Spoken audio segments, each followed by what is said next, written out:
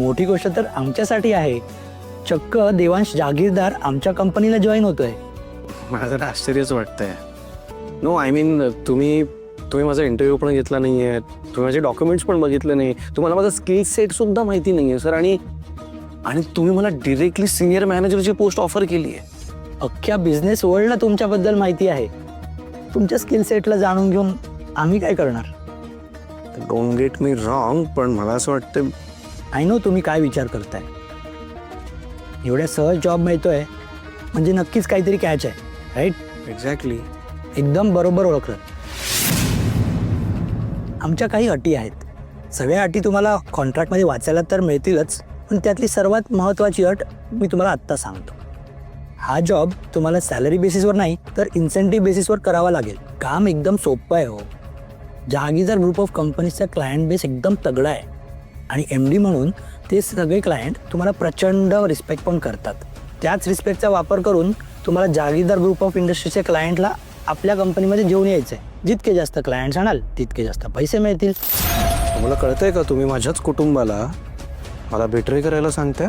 Come on mister जागीरदार, बिझनेसमध्ये emotions कशाला आणताय? आणि तसं पण तुम्ही तर जागीरदार इंडस्ट्री सोडलेली आहे, मग काय फरक पडतो? फरक पडतो. कारण त्याच कंपनीने मला घडवलंय, नाव दिलंय, शिकवण दिली आहे. आणि त्याच कंपनीच्या पाठीत खंजीर खूप असणं माझ्या एथिक्समध्ये नाही बसत सर. तुम्हीच म्हणाला तर तुम्हाला जॉबची गरज आहे. आहे ना, ऑफकोर्स गरज आहे. पण तो जॉब मला माझ्या कॅलिबरच्या भरोशावर हवाय, माझ्या नावाच्या जोरावर नाही. कसल्या कॅलिबरची गोष्टी करताय? जागीरदार नावाशिवाय काय आहे तुमच्याकडे? आहे ना, माझ्याकडे बिझनेस चालवण्याचं नॉलेज आहे, लोकांशी कनेक्ट करायचं स्किल आहे आणि वाटेल तेवढी मेहनत करायची तयारी आहे. पण आय गेस तुम्हाला या सगळ्या गोष्टींमध्ये काहीच इंटरेस्ट नाही आहे, त्यामुळे मी आणखी वेळ वाया घालवत नाही तुमचा. थँक्यू. चूक करताय मिस्टर जागीरदार. आमच्यापेक्षा बेस्ट डील तुम्हाला कोणी ऑफर करणार नाही. Good day sir. Have a good day. Caliber my foot. बघूया कोण जॉब देतो तुला.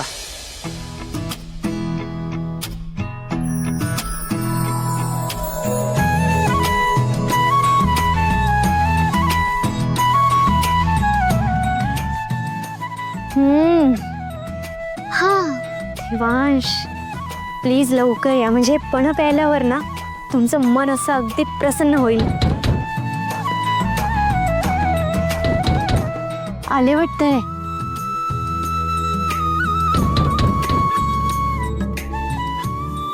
या.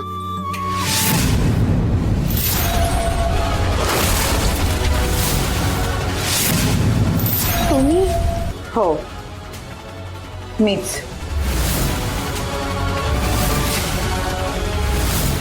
देवांशला मॅनिपुलेट करून जसं मला घराबाहेर काढलं होतंस ना, तसंच देवांश तुझा हात धरून तुला घराबाहेर हाकलेल.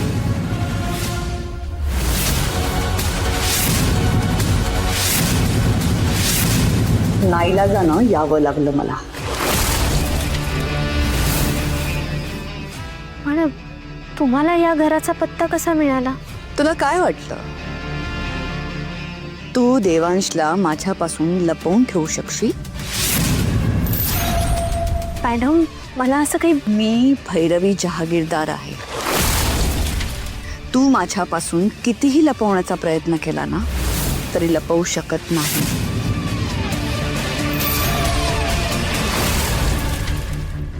आणि प्रश्न जर का माझ्या मुलाच्या बाबतीत असेल मग तर अजिबातच नाही. खरं तर या अशा जागी मी कधी आलेही नसते, पण माझ्या मुलासाठी मला आज इथपर्यंत यावं लागलंय. नाहीतर या अशा ठिकाणी मी कधीच पाऊल ठेवलं नसतं.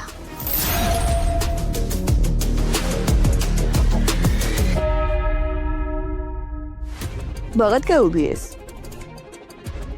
एरवी खूप संस्कारी असल्याचा ठेंबा मिरवत असतेस ना, मग आता काय झालं? घरी आलेल्या पाहुण्यांना हे असं दारातच उभं ठेवतेस का तू? नाही, उलट तुम्हाला स्वतःहून आमच्या घरी यावंसं वाटलं याचा आनंद झालाय मला. प्लीज या ना.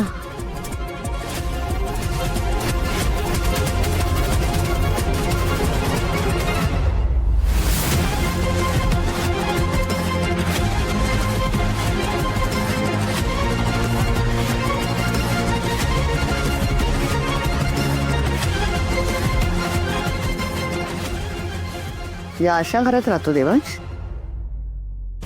देवांशची ऑफिसमधली केबिन सुद्धा यापेक्षा मोठी आहे.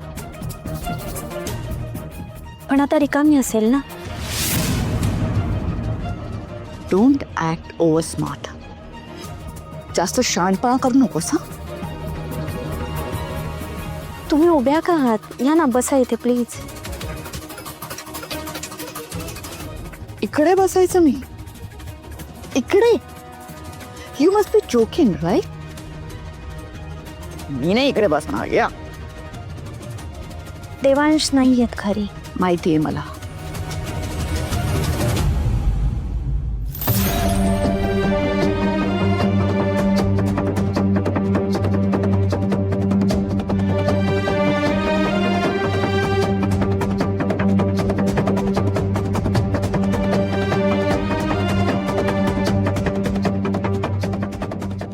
काय कपडे लटकवून ठेवले ते खरात.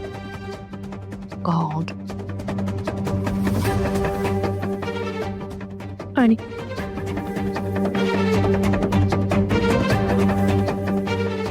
खूप आनंद होत असेल ना तुला? कसला? माझ्या मुलाला माझ्यापासून तोडल्याचा आनंद. मी नाही तोडलाय, तुम्ही स्वतःहून तोडलंय देवांशला. तुमच्या आणि अंजलीच्या कारस्थानामुळे ते आज तुमच्यापासून दूर गेले.